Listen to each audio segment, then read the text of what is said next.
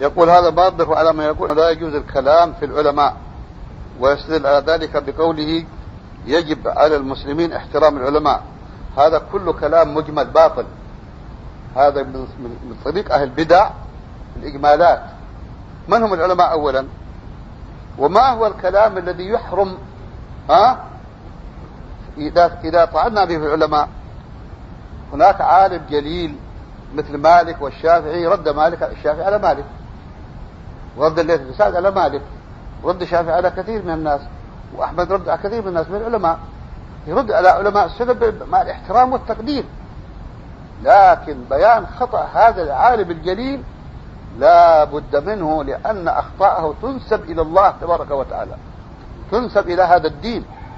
فمن الأمانة الواجبة التي حملها الله العلماء أن يميزوا الناس بين الصواب والخطأ، بين الحق والباطل. فيه ناس ما هم علماء، أهل الضلال هم علماء، مثل جابر بن صفوان بارك الله فيك وبشر المريسي، هؤلاء علماء ضلال، ما هم علماء، ما هم علماء.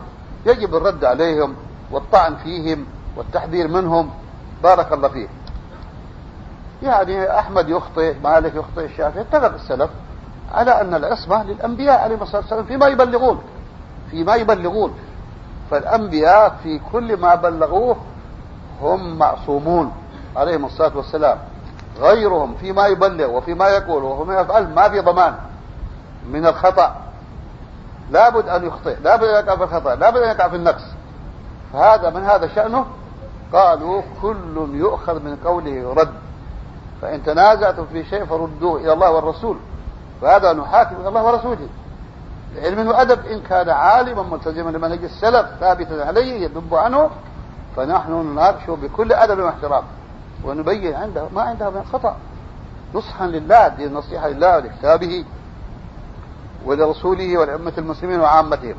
أما هذا يقول لك لا يجوز الكلام في العلماء، يعني سيد قطب والبنا والمودودي وأسلافهم من أهل الضلال لا يجوز الكلام فيهم، لا يجوز، يعني لا يجوز نقدهم بيان خطأهم، لا يجوز بيان ضلالهم. قد يريد هذا من التلبيس والضحك على الناس، ومن الأمر بالمنكر والنهي عن المعروف، من علامات النفاق والمنافقين. المؤمنون والمؤمنات بعضهم أولياء بعض، يأمرون بالمعروف وينهون عن المنكر. من مقتضى الولاية لهذا المؤمن أنه إذا أخطأ أن تبين خطأه، تنصحه، تبين له ما مداك هذا، تحذر الناس من خطأه، تبين أن هذا خطأ. هذا مقتضى الولاء والبراء لله ولهذا المؤمن نفسه، لأنك أنت تنفع بارك الله فيك، لألا يتبع الناس على خطئه، لأنه قد يخطئ، وخطأه هذا ما هو خطأ ما فيه ولا حاجة، قد يكون عنده شيء من الميل لهوى، نستغفر الله ونتوب إليه، قد يكون قصر في البحث فوقع في الخطأ، فأنت ترحمه. ومقتضى الولاية لهذا العالم أن تبين له خطأه وتبين الناس خطأه حتى يحذر الناس هذا الخطأ. هؤلاء لا يعرفون يعني المنهج الإسلامي، المساكين لا يعرفون معنى لا إله إلا الله، ولا يعرفون مقتضياتها، ولا يعرفون هذا المنهج، ولا وهمهم بس الدفاع عن أهل البدع.